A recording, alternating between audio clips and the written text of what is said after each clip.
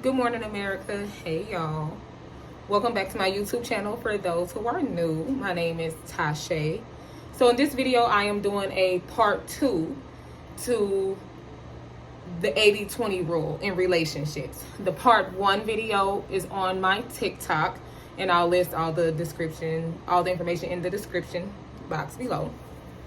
So the question that I put on TikTok is, can you really live with the 80-20 rule in a relationship?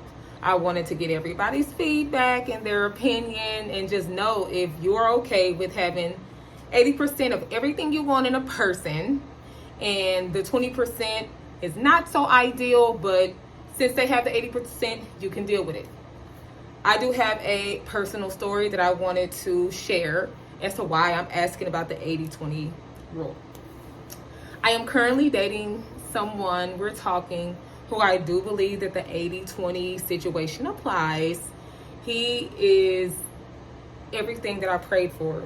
He is everything that I prayed for. He is very nice, sweet, comforting, just a beautiful man. But the 20% that I'm having issues with is he doesn't take his health and wellness and fitness as serious as I do. It is very important to me, as I am a recovering food addict. I speak, publicly about it. A lot of my videos are about, weight loss and being obese and how to cope with it, and being a recovering food addict. So he is also big himself. And I've never talked to a chunky man. I've always just been naturally attracted to smaller men.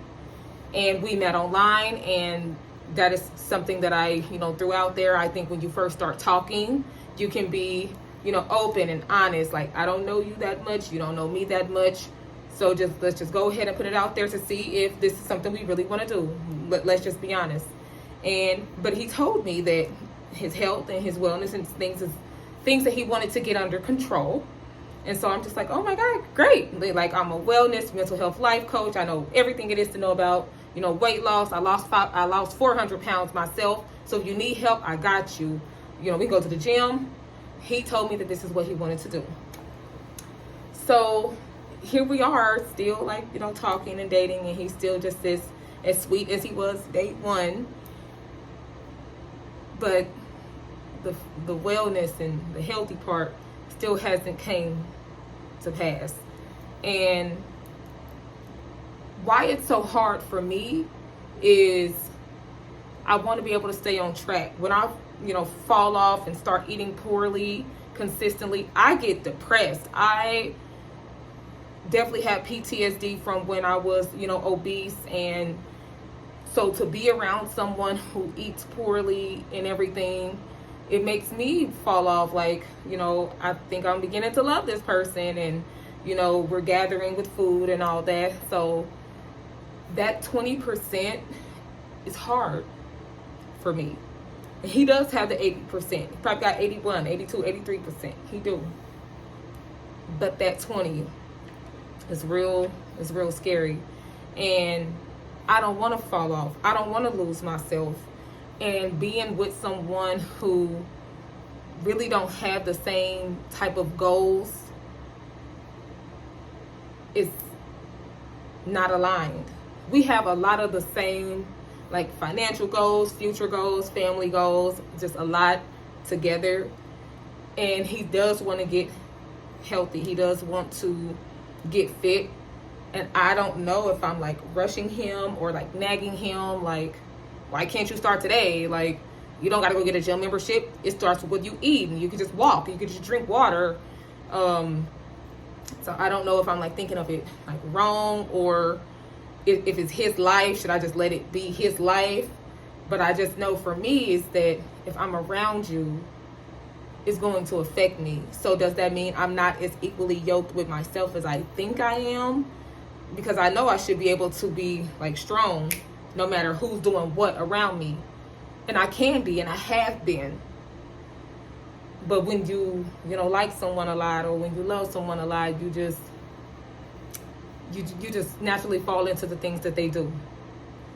And And I just don't want that for myself. So this is definitely a video where I want feedback. I just want to know, have you all ever, being in an 80-20 type situations? What was the situation? What was, your mate good at 80%? And what 20% did you look past? Could you look past it? And are you still together? Do you wish you would have looked past it? Do you wish you would have seen the red flags and maneuvered different?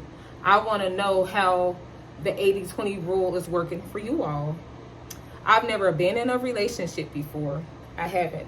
I can't say where I had a boyfriend, but I am emotionally stable. I know what it takes to be in a relationship. I'm very, very equally yoked with myself. So therefore I feel comfortable sharing myself with someone. So I know how relationships work.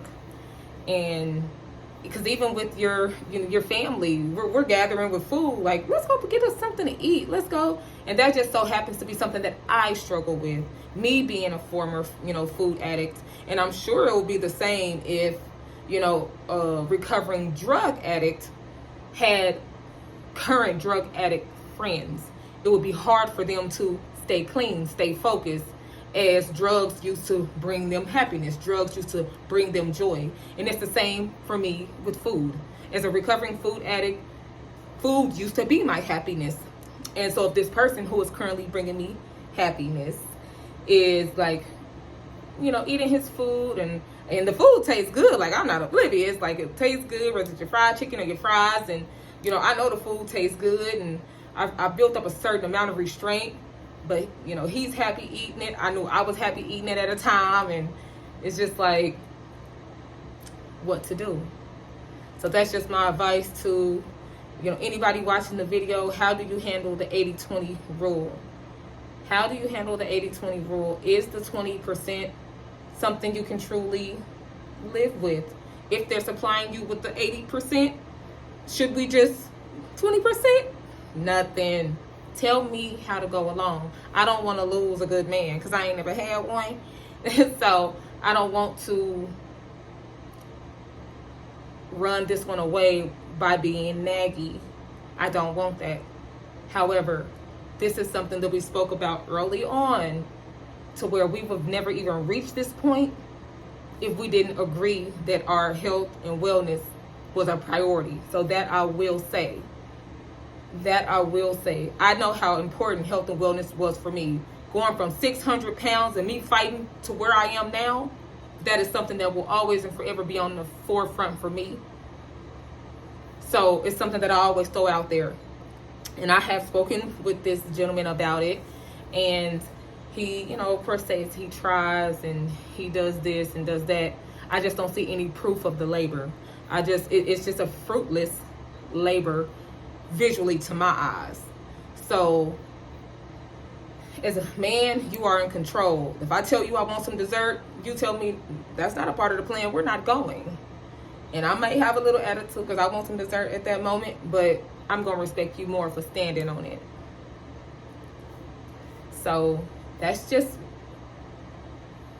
how I think about it. Like I said, I've never been in a successful relationship.